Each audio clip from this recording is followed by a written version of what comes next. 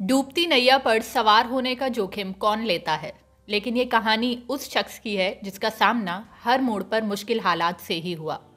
जन्म तो काफी नामी परिवार में हुआ जो कि गुजरात के सूरत में रहने वाले कारोबारी थे। लेकिन जन्म के बाद ही माता पिता में ऐसा विवाद हुआ कि दोनों अलग हो गए। फिर दादी ने उनका पालन पोषण किया, अच्छी पढ़ाई करवाई, विदेश में भी पढ़े। लेकिन जब कारोबार शुरू करने की बात आई तो फिर से कठिन हालात से गुजर रही कंपनी की जिम्मेदारी सौंप दी गई। लेकिन बचपन से ऐसे हालात का सामना करने की आदत यहाँ काम आई। उससे मुंह मोड़ने की बजाय हंसकर मुकाबला किया और कंपनी को फायदे में ला दिया। ये कहानी है देश के महान बिजनेसमैन रतन टाटा की। इनका पूरा नाम रतन नवल टाटा है।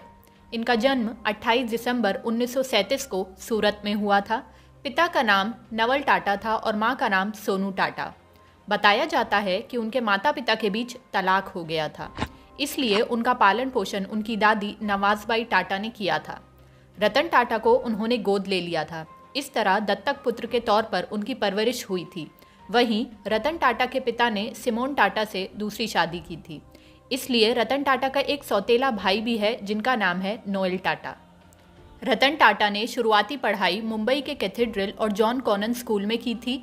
इसके अलावा अमेरिका की कॉर्नेल यूनिवर्सिटी से स्ट्रक्चरल इंजीनियरिंग की पढ़ाई साल 1962 में की थी। आखिर में हार्वर्ड यूनिवर्सिटी से 1975 में एडवांस मैनेजमेंट प्रोग्राम किया था।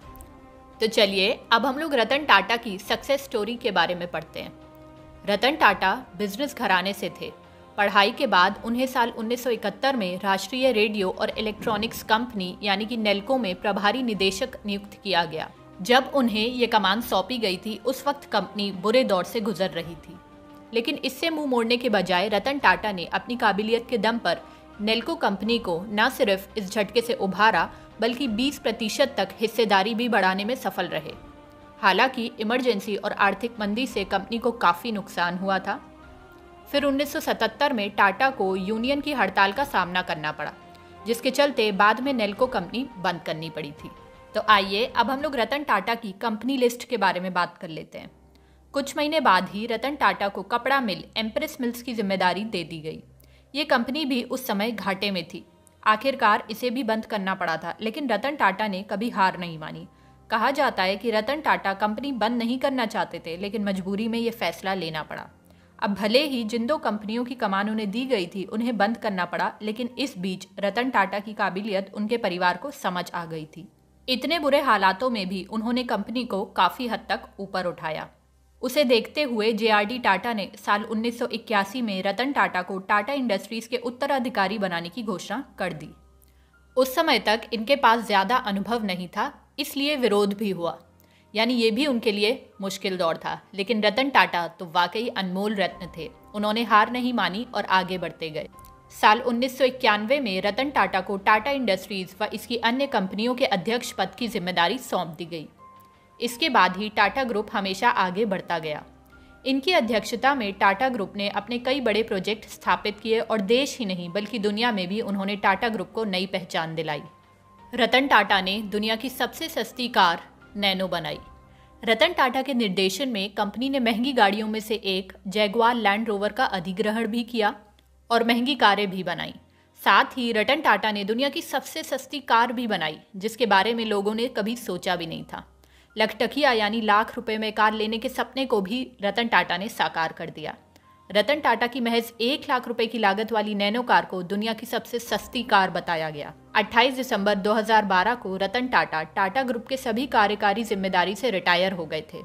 इसके बाद साइरस मिस्ट्री को टाटा ग्रुप के अध्यक्ष पद की जिम्मेदारी सौंपी गई।